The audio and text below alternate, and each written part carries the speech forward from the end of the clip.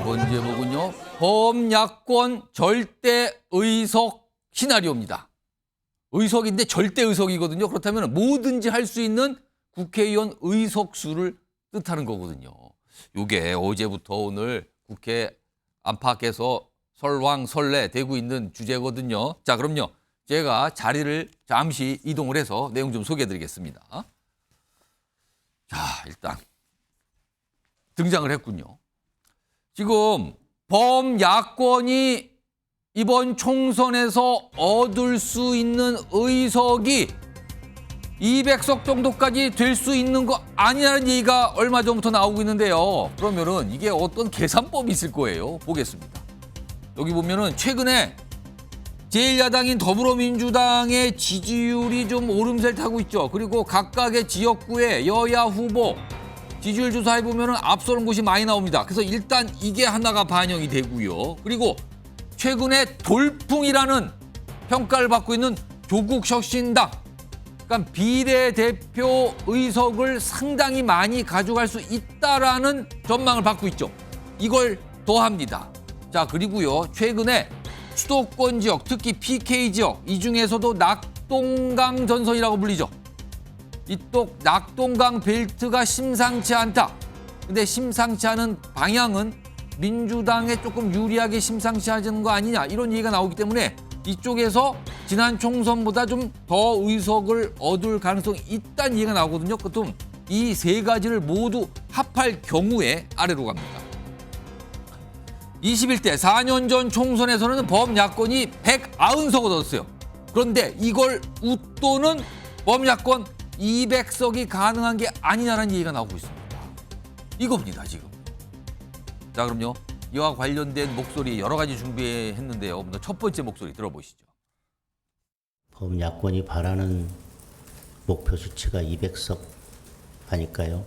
대한민국의 헌법부터 현 정부까지 모든 것을 바꿀 수 있는 의석수가 200석이라고 생각합니다. 자유민주주의를 지키고 국회가 범죄자들에 의해서 방탄의 장소로 이용되면서 의회 독재, 범죄자 독재가 되는 것을 막기 위해서는 끝까지 저희들이 최선을 다하겠습니다. 저는 무슨 단순히 총선의 의석수를 예상하고 뭐 그렇게 충분히 우리가 된다라고 하는 것은 오만하게 비칠 수 있다고 생각합니다. 그런데 다만 이 정권의 실정을 막고 민생개혁 입법을 할 수 있는 의석수가 필요하지 않느냐. 그리고 야권의 입장에서는 그런 의석수도 달라고 호소하는 것이 당연하지 않느냐. 저는 그렇게 생각합니다. 자, 그럼 이 얘기 좀 해볼까요? 자, 강성필 민주당 국민소통위 부위원장 나와 계신데요. 우선 야권에서 200석까지 가능하다, 이런 기대하는 분위기가 있는지, 있다면 그 근거가 뭡니까? 좀 설명 좀 해주시죠. 사실 이 200석을 예. 기대하는 게 아니라 예. 희망을 하는 거죠. 그러니까 왜 200석을 희망을 하냐. 예. 저희가 탄핵 이런 것 때문에 그런 게 아니라 이번에 21대 국회를 보면 저희가 거대 야당 아니었습니까? 근데 거대 야당이 180석 아니었습니까? 예, 거대 야당이 입법을 해서 국회를 통과시켰는데 대통령께서 역대 최다로 거부권을 행사를 하셨어요. 이거는 상권 분립 취지에 어긋나는 거예요. 의회의 권력을 무력화시키는 거거든요. 그래서 저희가 이제 22대 국회에서는 더 이상 한 세력에게 좀 확실히 밀어줘야지 대선 2라운드, 3라운드 같은 이 피로감을 국민들이 더 이상 느끼시지 않고 22대에서 무언가 개혁이 일어난다. 그러니까 기존 같았으면 만약에 3당이 있었으면 3당이 중재 역할을 했을 텐데 3당도 지금 세력이 미미하기 때문에 결국 22대에서 확실히 밀어달라라는 희망인 거고요. 그 근거는 쉽게 말해서 저번 21대를 보잖아요. 민주당이 한 180석 정도를 하지 않았습니까? 그러니까 이번에 저희 민주당이 180석 정도를 정권 심판원으로 얻고 그다음에 의외로 또 조국 혁신당이 돌풍을 일으키고 있잖아요. 그래서 뭐 한 15석 정도를 가져오고 그다음에 뭐 정의당이나 뭐 무소속이 뭐 5석 해가지고 다른 야권 정당들 합쳐서 범야권이 200석 정도 하게 되면 저희가 앞으로 입법을 할 때, 개혁적인 입법을 할 때 대통령께서 혹시라도 거부권을 행사하신다고 하더라도 또 본인과 이해 충돌의 소지가 있는 것도 거부하신다고 하더라도 저희가 재표결해서 다시 통과시킬 수 있다. 이것을 꼭 좀 부탁드리는 겁니다. 그럼 강성필 부위원장께서는 보시기에, 판단하시기에는 200석까지 가능하다고 일단 보십니까?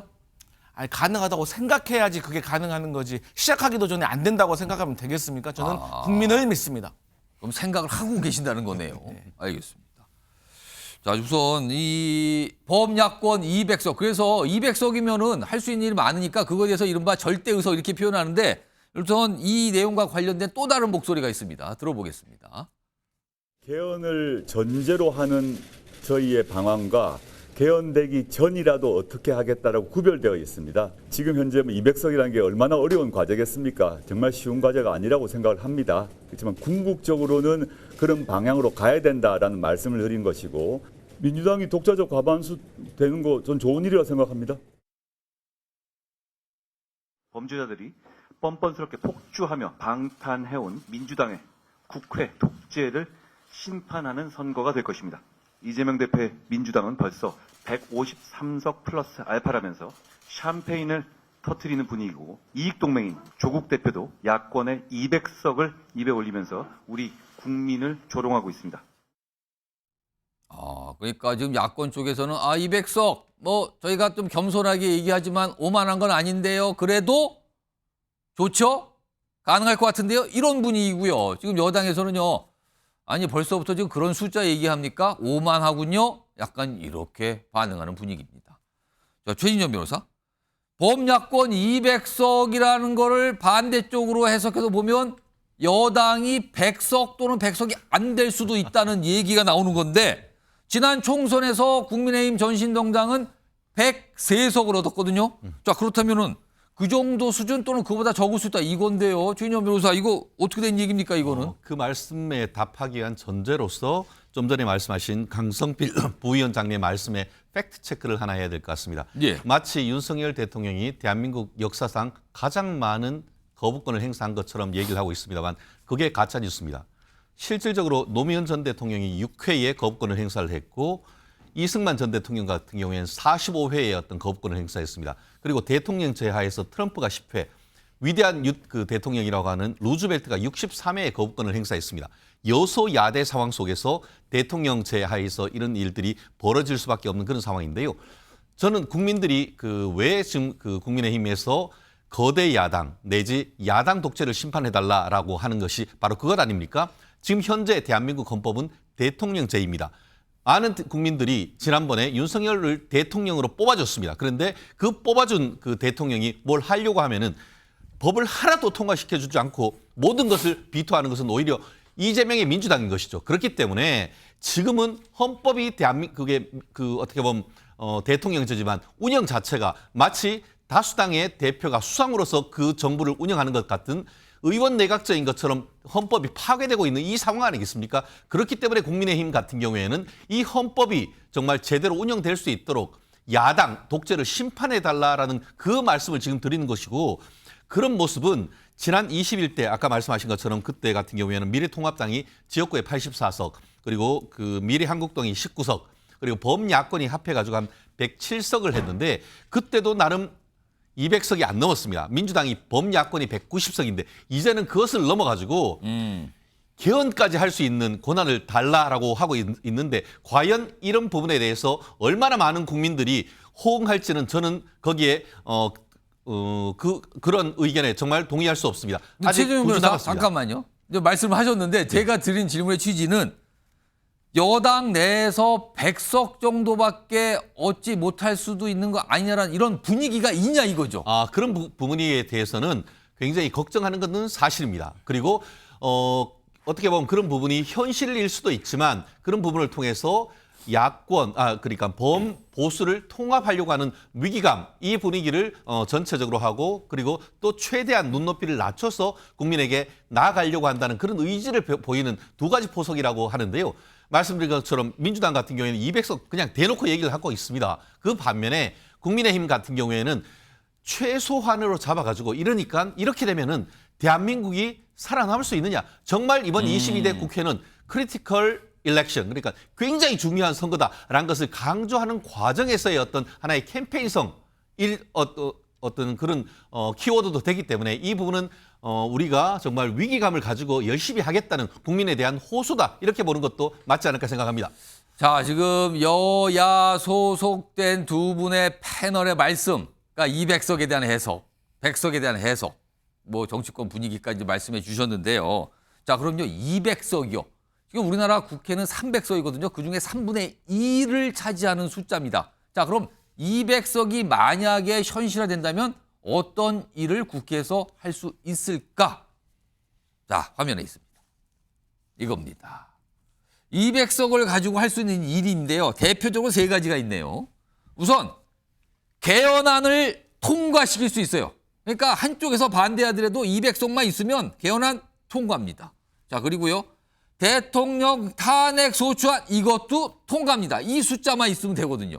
자, 그리고 또 한 가지 거부권 자체를 무력화할 수 있습니다. 거부권 행사 다시 국회와도 200석이면 다시 통과되는 거죠. 이렇게 대표적으로 세 가지를 행사할 수 있는 숫자가 바로 200이란 의미를 갖는 겁니다. 자, 그럼요. 이와 관련된 또 목소리 내신 분들이 있네요. 들어보겠습니다. 우리 민주당은 151석 혹은 153석을 목표로 하고 있다고요. 비례대표 프로세스에서 민주, 진보 개혁 세력들이 약진해서 200석을 만든다고 하면은 김건희 특검, 이태원 특검, 최상병 특검도 하지만은 윤석열 대통령을 탄핵도 가능하다. 200석이 도달하면은 김건희 특검, 이태원 참사 특검, 최상병 특검 이런 것을 할 수 있다. 희망사항을 얘기한 거지 우리가 200석 간다. 이것은 아닙니다. 자, 김주욱 전 청와대 행정관 나와 계신데요. 이건 어떻게 봐야 됩니까? 일단 뭐 탄핵 개헌 굉장한 정치권에서는 사실은요 이게 쉽게 꺼내기 없는 이슈인데 이걸 할 수 있는 게 200석 이렇게 설명이 됐어요. 지금 박지원 전 국정원장이 이 200석 진짜 얘기 나오는 게 이게 근거가 있는 겁니까? 아니면 진짜 희망사항에 불과하는 겁니까? 이거 어떻게 봐야 되는 상황입니까? 이거? 아직도 14일이나 남았습니다. 선거라는 걸 알 수 없는 상황이기 때문에 예. 어떤 형태로든지 정권 심판에 대한 어떤 여론과 민심이 지금 작동하고 있기 때문에 예. 민주당에게 좀 유리한 상황이 오고 있다는 건 사실인 것 같은데요. 하여튼 지난번 국회의원 선거를 보시자고요. 163석을 얻었습니다. 민주당이 지역구에서만. 그다음에 국민의힘 같은 경우는 84석을 얻었지 않습니까? 예. 그러니까 실제로 3석이 모자랐으면 100석밖에 안 되는 상황이었어요. 그 당시만 하더라도. 근데 지금 어디가 제일 중요하냐. 만약에 한강벨트가 선전을 한다면 민주당이요. 예. 지난번 서울 경기랑 유사한 지역구 숫자가 나올 가능성이 높습니다. 또 하나의 변동이 낙동강 벨트인데요. 예. 이게 지금 부산하고 양산만 가는 게 아니고요. 예. 창원과 울산으로 올라가고 있는 상황들이 있어요. 정권 심판에 대한 여론이. 그렇게 되면 과거보다 저희 부산과 부울경 자체가 더 나올 수도 있는 상황이 될 수도 있겠죠. 마지막에 문제가 충북 지역이에요. 충북 지역 같은 경우는 상당히 바람이 불고 있거든요. 좀 예. 그렇다면 지금의 추세대로 간다고 하면 예. 지난번만큼의 지역구 의석을 얻을 수도 있지 않겠느냐라고 하는 조심스러운 관측이 나오는 거고. 4년 전 총선만큼의 지역구 숫자. 근데 거기다가 비례 같은 경우 말씀하신 것처럼 조국 혁신당이 지금 예. 상당히 많은 득표를 하고 있단 말이에요. 그럼 지난 선거보다 더 많이 나오겠죠. 그랬을 때는 산술적으로는 그럴 수 있고 그런 결과가 나왔을 때 200석 이상 탈 수 있는 게 말씀하신 것처럼 대통령의 거부권을 행사하지 못하도록 하는 측면들이 분명히 있는 거죠. 근데 거부권을 행사해서 어떤 일이 벌어졌느냐. 말씀하신 것처럼 이태원 특별법에 대해서 누구도 책임지지 않고 있는 상황이죠. 이태원 참사 문제와 관련해서. 최수근 상병 문제는 넌정석 문제로 제기되고 있는, 그러니까 대통령이 직권을 남용했다는 의혹이 분명히 있는 거죠. 이런 사실이 거부권이 행사되지 않고 만약에 수사가 돼서 위법사항이 나오게 되면 예. 탄핵이라고 하는 건 요건이 200석입니다만 헌재에서는 법률을 중대하게 위반했을 때에는 탄핵할 수 있다고 돼 있어요. 예. 근데 이런 사실들이 대통령의 거부권에서 밝혀지지 않는 상황인데 만약에 거부권을 행사할 수 없는 요건이 된다면 예. 그 부분에 대한 수사가 진행되지 않겠습니까? 그럼 위법사항이 드러났을 때 위법이 중대함에도 불구하고 국회가 탄핵하지 않는다면 제가 볼 때 국회가 자기의 일을 방기하는 측면이 분명히 있는 거죠. 그러니까 과정은 이렇게 진행되는 겁니다만 예. 아까 말씀드렸듯이 아직 14일이라는 상황이 남아있고 예. 보수층 같은 경우도 막판에 결집할 수 있는 상황이 있고 민주당 실수하는 측면이 분명히 있기 때문에 그런 숫자가 중요한 부분이 아니라 왜 이런 얘기를 하는지에 대해서 국민에게 충분히 설득력 있게 얘기하는 게 중요하고 결과가 나온 것은 그것 존중하고 거기에 맞게 앞으로 진행해 나가면 되는 거겠죠. 민주당이. 그럼 만약에 총선 끝난 뒤에 그 결과가 범야권이 200석이 안 됐다. 그러면 민주당으로서는 실망입니까?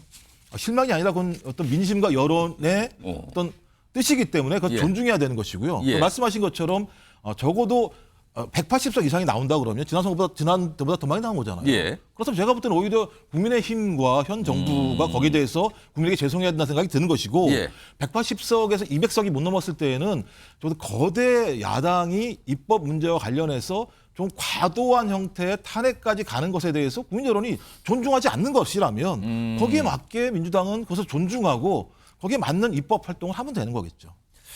알겠습니다. 200석 과연 근거가 있는 것인가, 가능한 것인가, 그리고 그 의미가 무엇인가 이런 걸 좀 짚어드렸는데요. 다음에는요, 지도가 좀 하나 준비되어 있는데 각 당이 전망하고 있는 이 지역구 의석수를 취합해서 나온 보도 내용을 좀 정리했거든요. 화면 보겠습니다.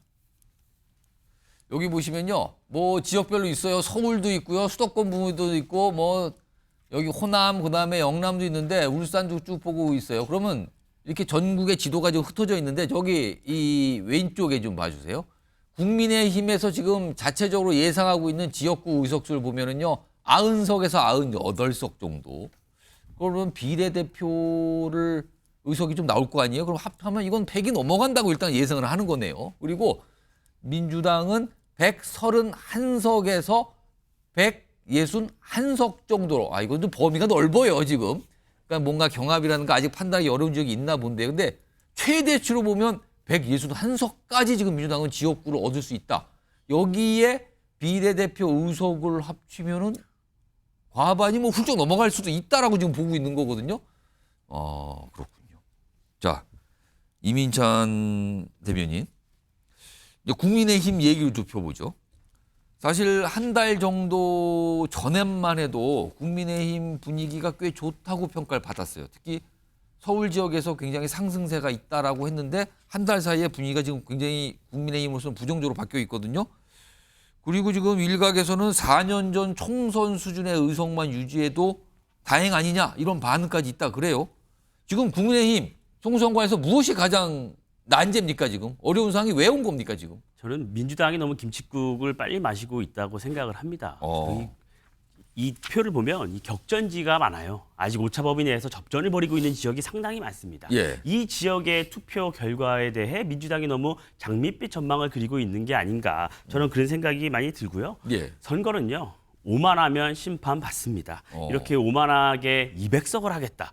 이런 얘기를 하는 것은 심판받아 마땅하다고 생각을 하고요. 저는 이재명 대표가 연설을 하면서 제일 많이 얘기하는 게 대통령을 해고해야 된다. 뭐 이런 얘기를 많이 하세요. 조국 혁신당 같은 경우에는 1호 공약이 한동훈 특검법입니다. 저는 이렇게 만약에 200석이 현실화한다. 그러면 22대 국회도 특검, 탄핵으로 점철돼서 윤석열 정부는 아무것도 할 수 없을 것입니다. 일은 누가 하고 민생은 언제 돌볼 수 있겠습니까? 저는 그런 결과가 나오지 않는다고 보고요. 저는 지금 4년 정도 시간이 흘렀기 때문에 잠시 잊고 있는데 지난 선거에서도요. 민주당 180석, 190석 했습니다. 문재인 정부였어요. 문재인 정부 180석, 190석 갖고 어떤 개혁을 했고 어떤 성과를 냈죠? 어떤 일을 했길래 5년 만에 정권이 내준 것이죠. 저는 국민들께서 이번엔 그 부분까지 다 심판을 해주실 거라고 믿고요. 겸허하게 현장에서 국민의 목소리를 많이 듣고 대변하고 그렇게 겸허하게 선거에 임하다 보면 반전의 계기는 찾아온다고 봅니다. 자, 강성필 부위원장이 지금 이민찬 대변인이 말씀하시는 동안 손을 번쩍 드셨어요. 뭔가 발로 하실 게 있는 것 같은데 제가 한 1분 드릴게요. 말씀하시죠. 말씀드리면 지금 2024년 지금 윤석열 정부 3년 차입니다. 지금 문재인 정부 지금 시기입니까? 아니잖아요. 지금 만으로 2년이 넘는데 아직도 정정권을 탓하면 어떻게 하겠습니까? 그러니까 대파값도 그래요. 아니 대파값을 잘 잡겠다, 수급 잘해서 잘해보겠다라고 말을 하면 될 건데 문재인 정부 때는 얼마였는데 왜 지금 우리가 4천 원 가지고 뭐라고 하냐 이런 식으로 말하니까 이 프레임이 안 통하는 거예요. 그리고 이 경제라는 것은 물론 저희도 알고 있습니다. 외부적인 요인도 있습니다. 하지만 각종 지표에서 이번에 윤석열 정부에서 제대로 경제가 돌아가지 않는다는 건 숫자로 나와 있기 때문에 앞으로 더 잘하시면 돼요. 그러니까 거기에 대해서 말씀하신 전 정권 탓은 제발 좀 그만 좀 하셔라. 그리고 전 정권 탓이 아니고요. 그 문재인 정부가 전 정권이지 무슨 이전 정권입니까? 전 정권 탓이 아니라 한 정당에게 180석, 190석을 몰아줬을 때 과연 그 정당이 국민을 위해 합리적으로 일을 했는가 이것을 평가한다는 겁니다. 180석을 가졌던 문재인 정부 때는 과연 여당으로서 무슨 일을 했는가 이 질문이신가요? 그렇습니다. 전 맞습니다. 정부를 탓하는 그렇다는 게 그래서 아니라 그렇기 때문에 이번에 예. 아까 말씀 주셨던 게 거부권을 행사해도 또 법안을 강행 알겠습니다. 처리할 수 있게 180석을 달라는 말씀이신 거잖아요. 자, 강성길 그런 걸 부위원장이 좀 심판한다는 답변하셔야 될 것 같은데요. 네, 맞아요. 무엇을 그러니까, 했는가? 예, 180석 가지고. 말씀 잘 하셨고 예. 그랬기 때문에 국민이 심판을 해가지고 윤석열 후보가 대통령이 된 겁니다. 그렇기 때문에 지금 책임감을 가지고 앞으로 잘 하시면 돼요. 예. 더 이상 정치권 얘기하시면 안 돼요. 그리고 선거에 승리하려면 지역적인 요건에서 3가지가 필요해요. 첫 번째는 수도권 승리가 무조건 있어야 됩니다. 예. 두 번째가 충청권에서는 무승부를 기록하고 낙동강 벨트에서는 민주당이 선전을 했을 때 대승을 여겨요. 근데 지금 한강 벨트는 고사하고 낙동강 벨트에서도 저희가 선전을 하고 있는 거예요. 그리고 분명히 해야 될 게 뭐냐면 지금 예. 민주당은 200석을 자신하는 게 아니에요. 200석을 좀 달라고 지금 막 이렇게 희망을 하는 거예요. 알겠습니다. 네, 지금 낙동강 벨트 얘기했는데 요거는 제가 이민찬 대변인께 사실 지난 총선 때 민주당이 이른바 PK 지역에서 모두 합해봐 10석이 안 됐죠. 그때 당시 7석이었죠. 근데 지금 최근에 여론조사 나오는 거 보면은 민주당이 그때보다는 많이 얻는 거 아니냐는 전망들이 조금씩 나오고 있거든요. 그렇다면은 4년 전에 국민의힘 전신동장이 가져갔던 의석 일부를 빼앗길 수도 있는 상황이다라고 지금 보여지는 건데 이거는 좀 국민의힘 내부에서 어떻게 바라보고 계십니까? 전망이죠. 전망. 아직 본격 선거운동이 시작도 예. 안 했습니다. 그런데 여론조사 한두 개 갖고 표본이 작은 여론조사 한두 개 갖고 승리하고 있다. 이렇게 예. 전망하는 건 아까 말씀드린 장밋빛 전망이고요. 예. 오만하면 심판받아요. 저는 지금 이 상황이 어려운 건 맞습니다. 예. 하지만 초접전으로 들어가고 있다고 보는 것입니다. 우리가 매일 반복되는 이재명 대표의 막말 그리고 우리가 국민의힘이 내세우고 있는 여러 정책들 예. 이런 것들이 점점 가면서 여론이 급변하는 겁니다. 우리나라 선거는요. 우리가 블랙아웃이라 그러죠. 여론조사 공표 금지 기간 그 일주일 동안에도 급변하는 게 우리나라의 표심입니다. 저는 민주당이 조금 더 겸손해 주셨으면 한다는 잠깐만요. 말씀입니다. 지금 여기 두 분이 손을 드셨는데 이번에 김정욱 의원님과 잠깐 말씀하시죠. 그러니까 오만하다는 표현을 막 쓰시면 안 되는 거예요. 런종섭이라고 얘기되는 게 뭡니까? 대통령 직권남용 문제와 관련해서 예. 피의자 신분인 사람을 호주사서로 보내는 모습을 보면서 국민들이 야, 이 정부 오만하구나. 어떻게 저런 일을 할 수 있지라고 생각을 하면서부터 야, 정권 심판해야겠는데 심판하지 않으면 문제가 됐겠는데 이런 여론들이 발생한 측면들이 분명히 예. 있는 거잖아요. 또 거기다 그렇게 비판을 받고 있는 상황에서 대통령이 시장에 가서 대파가 875원인데 합리적이라고 말씀하시는 상황이면 무능한 거잖아요. 그러니까 예를 들면 오만하고 무능한 모습을 보면서 이런 여론조사가 왔으면 우리가 이걸 잘못했습니다라고 말씀을 하시는 게 우선이고 예. 그 다음에 예를 들면 이재명 당대표든 민주당을 공격을 해야 되는데 정당한 비판을 하고 있는데 전 정부라는 것을 가지고 또 비판을 하시면 아, 이 정부, 이 정권은 반성할 생각이 없구나. 사과할 생각이 없구나. 아, 그렇게 사과도 반성도 안 하는 정권에게 다시 힘을 실어주게 되면 똑같은 모습이 보여지지 않겠어라고 판단하시지 않으시겠어요? 그러니까 제가 볼 때는 오만하다는 표현을 그렇게 쓰시면 안 되는 것 같고 자기 스스로의 반성을 통해서 아, 저 국민의힘은 과거와 다르게 아, 오만하지 않은 모습을 보이고 있구나라고 하는 것이 문제가 됐을 때 저는 의미 있는 말씀이라는 생각이 들어요. 최인정 변호사. 그렇습니다. 그 한동훈 비대위원장은 정말 국민들에게 오만하게 비치지 않게 하기 위해서 우리의 한 말씀을 서로 어떻게 보면 사르는 걷듯 해라라고 지금 계속 얘기를 하고 있는 것 아니겠습니까? 물론 그 부분과 관련해 가지고 지금 계속 민주당 같은 경우에는 용산을 지금 계속 끌어들이는 그런 전략을 하고 있고 그 부분이 실질적으로 상당 부분 효과를 내고 있는 것도 사실입니다. 예. 하지만 그럼에도 불구하고 말씀드린 것처럼 말은 200석 달라고 해놓고 그거 진심은 아니야. 이러면 그 누가 믿습니까? 그렇기 때문에 저희는 아까 말씀드린 것처럼 물론 그 용산도 조금 더 국민들을 눈높이에 맞추고 사과하고 국민들에게 어떻게 더 다가가기 위한 노력을 앞으로도 계속 해야 됩니다. 하지만 지금 말씀하신 것처럼 뭐 골프도 장갑 벗어봐야 된다고 하는 겁니다. 그렇기 때문에 아직까지 마치 샴페인 터뜨리는 그런 모습은 정말 그 모습 자체가 국민들한테 결코 좋게 보이지 않는다. 다른 말로 하면은 오만하게 보일 수 있다는 것이죠. 자, 지금 네 분 말씀을 한번 종합해 볼까요? 그러면은 지금 이 민주당 쪽에서 소속하신 분의 말씀은요. 지금 민심, 여론은 우리 쪽에 많이 와 있습니다. 저희가 좀 겸손하게 말씀하지만 뭐 200석 가능한 것도 아닙니까? 이런 분위기로 말씀을 하시고요. 지금 국민의힘 쪽에 소속된 두 분 패널께서는요. 아직 선거 많이 남았거든요. 그리고 내일부터 선거운동 기간입니다. 왜 벌써부터 그런 숫자 얘기하십니까? 약간 이런 분위기 말씀하시는 것 같네요, 지금. 이제 사실관계는 확인해야 되는데요. 예. 사실관계요? 그러니까 민주당이 공개적으로 200석을 얘기한 적이 없어요. 예. 박지원 의원이나 진성준 의원이 얘기한 거고 예. 공식적인 브리핑은 뭐냐. 민주당이 여론 상황이 과거에 비해서 좋아진 건 사실인 예. 것이고 하지만 매우 조심스럽다 그런 부분에 대해서 얘기를 했는데 몇몇 의원들의 얘기를 가지고 민주당이 공식적으로 200석을 알겠습니다. 얘기했다는 것처럼 말씀하시는 건 또 일종의 프레임이에요. 그게 또. 근데 지금 누가 민주당이 공식적으로 200석이라고 말하신 분은 없어요. 그럼 분위기가 있다, 지금. 알겠습니다. 근데 좀 전에 진성준 의원 같은 경우에도 사실 조심해야 된다라고 하지만 200석에 대해서 얘기할 수 있다라고 얘기한 건 아니겠습니까? 진성준 의원 같은 경우에는 민주당의 전략기획통으로 예. 직접적으로 얘기한다고 하면은 그 부분 자체가 민주당의 실질적인 어떤 의사가 아니겠습니까? 물론 예. 대변인으로 그걸 밝혀야 그게 민주당 의사입니까? 알겠습니다. 공식적으로 200석 숫자 가지고 예. 굉장히 좀 토론을 벌이시는데 알겠습니다. 전체 그건. 브리핑을 내린 건 김민석 의원 같은 경우가 전체 브리핑을 다 했어요. 민주당 알겠습니다. 입장에 대해서. 예. 근데 그걸 가지고 중심으로 얘기해야 되는데 말씀하신 특정한 의원의 개인적인 발언을 알겠습니다. 가지고 그러면은 제가 정확하게 말씀하시는 정리 좀 거죠. 하죠. 민주당 일각에서 나온 200석 주장이라고 하겠습니다. 민주당 일각에서 공식이 아니고요. 알겠습니다. 아, 이게 약간 좀 민감해지는데요. 지금 이 숫자가 지금 알겠습니다. 자, 뭐 정확하게는 200석 설이겠네요, 그러면.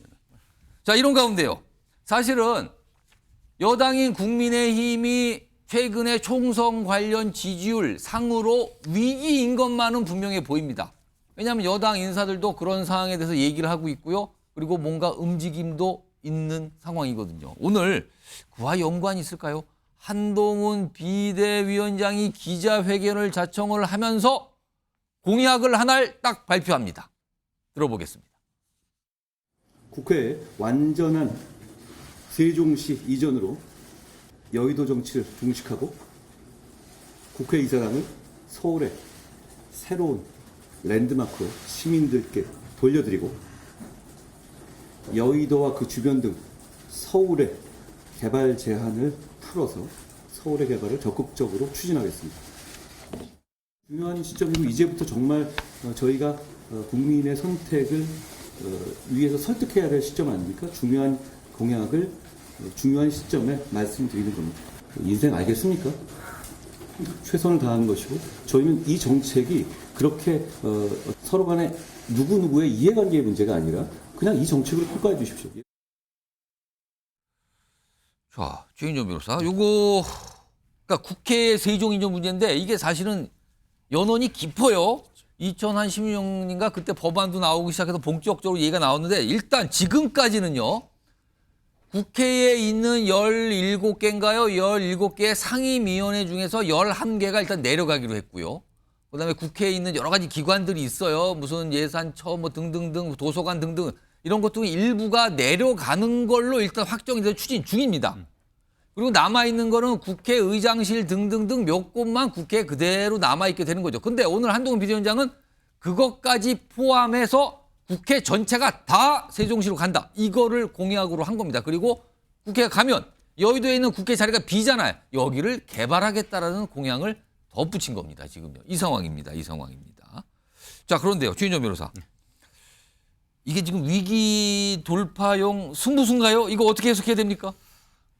이 부분은 사실 쉽게 판단하기는 쉽지 않은 것 같습니다. 다만 그럼에도 불구하고 한강 벨트의 맨 가운데에 있는 여의도, 영등포구 그리고 예. 아까 한동훈 비대위원장 뭐라고 하냐면은 여의도와 그 인근 지역을 개발하겠다라고 했습니다. 한마디로 한강 벨트에 대한 개발에 대한 기대감 이 부분을 어떻게 보면 승부수로 띄웠다라고 볼 수 있을 수밖에 없는 거 아니겠습니까? 한강 벨트 지역구에 최근에 좀 어려움이 있다. 그러니까 이걸 띄움으로써 뭔가 총선의 승부를 좀 보겠다 이 뜻으로 그렇습니다. 보는 겁니까? 지역적으로 서울과 충청도에 대한 러브콜이다 이렇게 좀 표현하고 싶습니다. 충청. 왜냐하면은 말씀드린 것처럼 여의도가 영등포구의 가운데 있는 것이고 바로 인근이 마포구, 동작구, 강서구 이게 바로 한강 벨트 아니겠습니까? 예. 그렇기 때문에 이 부분에 좀 더 큰 틀에서 봤을 때는 어떻게 보면은 예전부터 지금 얘기하고 실질적으로 이전되어 가고 있는 국회의 그 세종신도시로서의 이전을 완전히 함으로써 어떻게 보면 지역을 옮김으로써 뭐라고 했냐면은 여의도 정치의 종식이라고 했습니다. 여의도에는 더 이상 국회가 없다. 그렇죠. 여의도에는 더 이상 국회가 없고 그것을 충청도로 옮김으로써 충청도의 어떤 그 실질적인 국회의 수도 기능을 강화하기 때문에 충청도에 있는 분들에 대한 어떤 그 전체적인 어떤 러브콜을 보냄과 동시에 이 국회로 있음으로 해서 마치 우리가 여의도 같은 경우에는 동여의도, 서여의도로 나누는데 예. 동여의도 같은 경우에는 마치 어떻게 보면 그 뉴욕의 맨하탄 같지만 이 국회에 있는 쪽 같은 경우에는 거의 개발이 되고 있지 않지 않습니까? 높이가 이제 확 낮아지죠. 그렇기 때문에 그런 부분을 통해 가지고 여의도를 비롯한 이 한강벨트의 어떤 제한을 확실히 풀므로써 예. 서울에 대한 개발의 기대감을 높이는 이런 부분이기 때문에 저는 저는 개인적으로 예. 봤을 때 이것은 플러스가 될 것이다라고 설명은 판단합니다. 알겠는데 그러면은 결국에는 서울에 있는 한강벨트 지역과 충청권 총선 앞두고 표심에 호소하는 목적 분명히 있다 이겁니까? 크게 봤을 때는 국가의 어떤 운영 방향을 제시하지만 단기적으로 봤을 때 선거를 앞두고 다른 일정 취소한 다음에 오늘 오전에 어떻게 보면 이것을 그 기자회견을 한 것은 나름대로의 어떤 총선의 승부수라 보는 것도 충분하지 않을까 생각합니다. 자, 그럼 이번엔 강성필 민주당 소통위 부위원장께 민주당은 한동훈 비대위원장이 오늘 보니까 굉장히 뭐랄까요 야심차게 준비했다가요. 아무튼 오전에 긴급하게 기자회견을 잡고 설명을 하면서 이 공약을 꺼내놨거든요. 이 공약에 민주당은 좀 긴장되십니까? 뭐 긴장 안 하고요. 이게 저는 긴장 안 하십니까? 물어보고 싶은 게 두 가지가 있어요. 첫 번째, 한동훈 비대위원장이 이거 얼마 정도 고민해가지고 내세워 이거 약속을 하신 건지, 뭐 하룻밤에 하신 건지, 그리고 두 번째로는 대통령실은 어떻게 하실 건지. 용산으로 가신 지 얼마 안 되셨잖아요. 예. 많은 돈을 들여가지고. 대통령실 반응이 나왔어요. 자막으로 나왔죠. 다시 한번 확인해 보죠. 이 내용인데요. 지금 대통령실이 방금 나왔어요. 이 내용입니다. 제2 집무실 세종시 설치 속도 낼 것 요청. 이렇게 돼 있습니다. 네. 약간 화답을 하는 것 같네요. 저는 그렇습니다. 이 한동훈 비대위원장이 지금 예. 선거를 앞두고 이제 이슈 파이팅에 한번 나서보려고 하는 것 같아요. 취지는 좋습니다. 그런데요, 한동훈 비대위원장이 지금 정치 시작한 지 한 3개월 되신 것 같은데 내세우시는 정책을 보면 새로운 게 없어요. 그러니까 이 세종시 이전 같은 경우는 아주 오래된 이야기예요. 그래서 정치권에서 이미 가게 되어 있는 거예요. 한동훈 비대위원장이 말을 안 하셔도 예. 저절로 가게 돼 있어요. 그리고 하고 있고요. 이미 또 가 있고요. 예. 그리고 대통령실도 제2 집무실이라고 하는데 아니 그럼 다 가야지 무슨 제2 집무실이 있습니까? 근데 이번 차이점은 완전히 간다잖아요. 그러니까요. 그러니까 완전히 가야죠. 가서 거기를 완전히 정치의 수도로 만들어야죠. 그러면은 민주당은 반대 안 하시는 겁니까? 이거? 그럼 저희가 왜 반대를 합니까? 그리고 이제 두 번째로 저는 이런 느낌이 들어요. 예. 시험을 앞두고 지금 학생이 국영수는 다 지금 준비가 돼 있어야 돼요. 그래서 취약 과목만 지금 벼락치기로 좀 공부를 해야 되는데 마음이 불안하니까 뭐 이거 공부했다 저거 공부했다 막 이것저것 다 만지는 느낌이에요. 그러니까 이 세종시 같은 경우도 새로운 게 없다는 걸 지적을 드리고 예를 들어서 또 하나 지적드리면 서울시 편입 문제 있잖아요. 한동훈 비대위원장께서 뭐라고 하셨습니까? 목련피는 4월이면 김포는 서울시가 돼 있을 거라고 했어요. 서울시 됐습니까? 2월 9일 날 주민투표 했었어야 되는데 그 이후로도 계속 그 얘기 하시더라고요.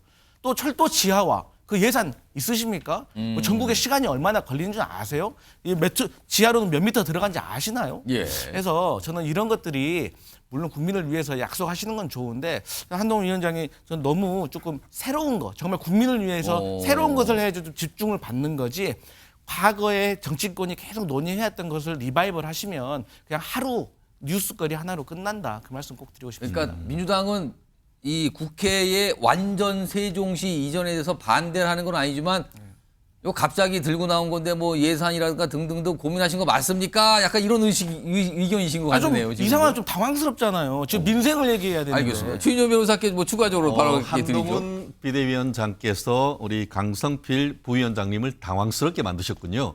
그래요? 당황하셨어요?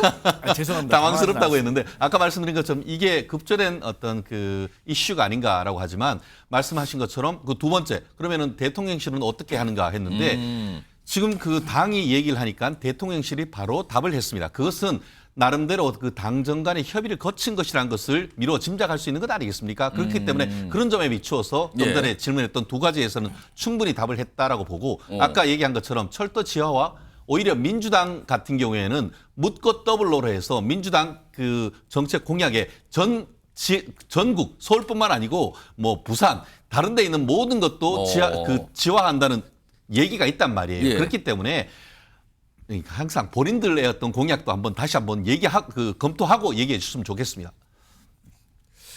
두 이게 뭐 토론이신데 지금 다른 분 말씀하셨는데 또 다른 주제도 있어요. 그때 같이 말씀하면 좋겠는데 일단 오늘 한동훈 비대위원장이 국회에 완전 세종시 이전 이거를 총선 관련 공약으로 딱 던졌거든요. 그러니까 이제 뭐 아까 이슈처럼 좀 잡히고 있는데 이런 상황에서 지금 국민의힘의 지역구에 출마한 국민의힘 이름으로 지역구 출마 후보들이 약간씩 뭔가 의견을 나타내요. 근데 그 의견에 약간 불만도 있고요. 약간 뭔가 급한 모양새도 나타나고 그렇습니다. 우선 이 화면으로 좀 정리해 보겠습니다. 세 명의 후보가 등장했는데 안철수 후보가 지금 분당 쪽에 출마하고 있잖아요. 근데 의대 2,000명 증원에 대해서 주먹구구식이다라고 했어요. 이거 어떻게 되는 거죠? 지금 정부에서는 이거 그냥 그대로 가는 겁니다라고 누누이 반복하는데 주먹구구식이라고 그랬어요. 자, 그리고요. 지금 마포 쪽에 출마했죠. 강승규 후보는 현수막을 바꿨네요. 얼마 전까지는 윤 대통령과 이렇게 진물을 보는 이런 사진을 실었는데 지금은 본인만 나온 걸로 바꿨어요. 그리고요. 이수정 후보 지금 수원에서 출마하고 있죠. 이 대파 때문에 이게 또 한바탕 여러 가지 좀 구설이 있었는데 얼마 전에 대파 격파 영상이라는 걸 올렸는데 이걸 또 삭제했다 그럽니다. 지금 지금 제가 중간에 실수했어요. 강승규 후보가 홍성입니다. 홍성 쪽입니다. 지금요. 제가 그걸 실수해서 했는데 바로 잡겠습니다. 홍성에 출마하셨는데 요거를 좀 이 현수막을 바꿨다는 거고 그다음에 이수정 후보는 이 대파 격파 영상을 올렸다 또 삭제했다 그러네요. 자, 그럼요. 우선 이와 관련된 영상도 준비되어 있습니다. 확인해 보겠습니다. 4,000명도 2,000명도 다 제가 생각하기는 주먹구구식입니다. 예. 이거 제대로 계산할 수 있습니다. 그리고 빨리 할 수 있습니다. 저는 내년부터 시작하는 게 오히려 그 다음 해부터 시작하는 것이 옳다는 그런 입장입니다. 네, 오늘 제가 아주 대파 격파합니다. 하나는 우리 아버님 댁 대파, 요쪽 건 우리 어머니 댁 대파예요. 자, 요쪽에 한 달에는 7개 들었고요. 요쪽에 한 달에는 8뿌리 들었어요. 가격으로 따지면 한 개에 2,500원씩 재래시장에서 두 단 사니까 5,000원밖에 안 합니다. 그러면 15뿌리죠. 5,000원에 15뿌리, 한 뿌리에 얼마일까요?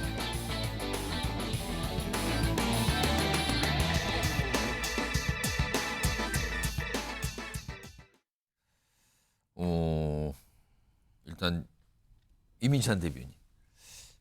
그러니까 저런 모습이 나타나는 게 수도권, 충청권에 있는 후보들이 약간 지금 굉장히 좀 힘들다. 그러니까 뭔가를 지금 약간 다른 목소리를 내고 있는 것 같거든요. 그리고 뭔가 논란이 되니까 바로바로 또 반응을 삭제도 하고 있고요. 이거 좀 어떻게 봐야 되는 상황입니까? 이거? 민주 정당이기 때문에 다양한 목소리가 나오는 것 예. 자연스러운 일이라고 생각을 합니다. 정부가 여러 다양한 민심의 소리를 받아서 그걸 또 잘 정책을 추진하면 되는 거니까요. 예. 이상할 건 없다고 보고요. 아까 말씀드린 그 세종 이전 얘기를 조금 더 드리면요. 세종 이전 얘기. 꼭 말씀드리고 싶은 게 이거는 이 며칠 고민하셨냐고 하셨는데 이거는 국민과의 약속을 지키는 부분입니다. 대선 공약이기도 했고요. 그 연장선에 있다고 보면 되는데요. 이 한동훈 위원장은 정치를 하셨던 분이 아닙니다. 그리고 그렇기 때문에 정치 교체라는 그 프레임을 걸고 지금 나아가고 있는 것입니다. 민주당이 하지 못했던 것들을 많이 했죠. 불체포 특권 폐지나 금고형 이상 형 받았을 때는 세비를 받지 않는다는 거구나. 이런 긴 정치개혁 시리즈 중에 하나인 겁니다. 지금 우리 여의도가 국민들에게 어떻게 인식되고 있죠? 여의도 섬 안에 갇혀서 국민 목소리엔 귀를 닫고 있는 그런 정치권. 그러니까 가장 신인도가 낮은 건 아니겠습니까? 국민과 약속한 세종으로 국회를 보내서 국민의 민심을 듣고 정책을 추진해 나가겠다는 그 흐름 안에 있는 것이기 때문에 저는 그렇게 우리 강성필 부위원장님 너무 걱정 안 해주셔도 된다고 생각을 하고 있고요. 저는 그렇게 제가 하나 여쭤보고 싶은 게 또 있어요, 그러면. 그럼 어제 이제 이재명 대표가 다급하게 기본 시리즈를 또 발표를 했어요, 어제. 그 기본 시리즈에는 찬찬히 들어봤는데 예산이 얼마가 들어가는지에 대한 얘기는 없습니다. 그건 예산이 얼마나 들어가죠? 그런 건 며칠 고민하셨는지 궁금해서 여쭤봅니다. 잠깐 답을 하실까요, 그러면은? 예. 이재명 대표는요, 기본적으로 자치단체장을 할 때부터 기본소득에 대해서 많이 고민을 하셨던 분이기 때문에 예. 뭐 기회가 되신다면 저희가 해드리고 그렇게 따진다면 민생토론이 한 15번 대통령께서 하셨는데 그때 예산을 한번 종합을 해보니까 한 900조 되더라고요. 대한민국 1년 예산 656조예요. 재정 건전성을 지금 주장을 하시는데 세수는 걷지 않고 이렇게 쓰겠다고 하면 그건 또 그 예산 900조는 어디서 나온 겁니까? 그것도 두 번째 그 정치개혁 한동훈 비대위원장이 말씀하셨다고 예. 하셨잖아요. 그럼 제가 이거 하나 물어볼게요. 용인갑이라는 지역이 있어요. 20대하고 21대가 국민의힘 소속 국회의원이었어요. 근데 두 분 다 뇌물수수로 구속되셨어요. 예. 그런데 정치개혁의 일환으로 국민의힘에게 귀책사유가 있으면 후보 내지 않겠다고 했어요. 재보궐 때. 근데 여기는 왜 재보궐이 안 됐냐면 선거 1년이 안 남았기 때문에 재보궐이 안 된 거예요. 왜 공천하신 거예요? 저희는 그 약속을 지켰습니다. 이 국회의원 선거 용인갑은 완전히 다른 거를 지금 말씀하시고 있는 거고요. 저희 이번 국민의힘은 저희의 귀책 사유로 발생한 많은 기초 광역의원 그리고 다 공천하지 않고 있고 지키고 있습니다. 그러면 이재명 대표께서는 21대 국민의힘 국제포특권 폐지 같은 약속은 도대체 왜 안 지키고 계시는 거예요? 구속됐다니까요. 20대, 그런 21대가. 것부터 지켜가면서 하셔야 되는 자, 거죠. 두 분 알겠습니다. 두 분 그쪽 그거 뭡니까? 설명해 보세요. 그러면 이쪽 그것도 설명해 보세요. 예산 돈 어디서 날 거예요, 지금. 지금 이렇게 가고 있거든요. 알겠습니다. 이거 뭐 도돌이표 토론처럼 돼서 일단 저기서 제가 중지시키겠습니다. 갑자기 그냥 주제가 확 넘어가서 제가 요거 하나 준비된 게 있어요. 요거는 김종욱 전 행정관께서 들으시고 좀 내가 질문 드리겠습니다. 일단 들어보시죠. 국민들께서 의대 정원의 큰 증가를 포함한 과감한 의료개혁을 강하게 원하고 계시다고 생각합니다. 대화를 통해서 좋은 결론을 내야 한다는 말씀을 드린 겁니다. 저는 필요한 역할이 있다면 필요한 중재라든가 필요한 역할을 하겠다는 말씀도 드렸고요. 한동훈 위원장 한계론 어떻게 평가하십니까? 이제 뭐 전부 질문이 저희 당 계속 이런 질문 하시니까 우리 당 지지율 더 떨어지는 것 같아요. 말씀하시고 싶은 친명횡재, 비명횡사 왜 이런 거 그건 좀 오래된 얘기 아닙니까? 적으로 보면 이번에 국민의힘이 그 두 개의 벨트, 한강 벨트하고 낙동강 벨트를 굉장히 중요하게 강조를 했어요. 그러니까 낙동강 벨트는 이제 수비고 네. 한강 벨트는 공격인데 그렇죠. 지금 뭐 한강 벨트는 뭐 얘기도 못 하고 수비가 뻥뻥 뚫려 갖고 축구로 말하면 수비가 지금 완전히 붕괴해 갖고. 자, 지금 여러 가지 이슈와 관련돼서 총선과 연관해서 설명되는데 그중에 하나가 지금 의대 정원 2,000명 증원 이슈거든요. 김종욱 전 행정관. 네. 사실은 이 이슈는 여론의 지지를 상당히 많이 받았습니다. 네. 그리고 윤석열 대통령을 지지하는 분들이 지지 이유로 꼽혔을 때 1등으로 꼽힌 이유기도 했어요. 근데 지금은 당내 선전, 그거는 조금 바꿔야 되는 거 아닙니까? 라는 목소리까지 나오는데 이 이슈가 이제는 약간 성격이 바뀌어서 여당에 부담이 되는 이슈로 바뀐 겁니까, 그럼? 그러니까 제가 볼 때 근본적으로 대통령이 이 문제를 진짜 그야말로 국민 건강권, 그다음에 의료계 개혁이라는 측면으로 바라본 게 아니라 전 선거로 바라본 측면이 꽤 크다고 생각하는 거예요. 이 문제 관련해서. 그러니까 예를 들면 이 문제는 그냥 의대 정원을 2,000명을 늘린다고 해결될 문제가 절대 아닙니다. 수가 문제부터 시작해서 전반적인 의료계에 대한 개선을 가지고 국민과 토론을 하면서 문제를 풀어놨어야 되는데 갑작스럽게 이 문제를 제기했죠. 그랬을 때에는 대통령이 강단 있게 밀어붙이자는 생각을 했을 거예요. 근데 결론적으로 이 문제와 관련해서 아무것도 해결하지 못하고 있는 상황인 거죠. 지금까지. 그리고 소위 이 의사들, 그러니까 교수들까지도 스스로 자기가 사직서를 내는 상황들이 벌어지게 되면서 그러니까 대통령이 제안한 아주 중대한 의료개혁에 대한 안건 자체가 전혀 아무것도 해결되지 않은 상황이 오는. 그럼 예를 들면 이 정부가 무엇 때문에 이걸 시작했는지에 대한 근본적인 피로감이 발생한 측면들이 있는 거죠.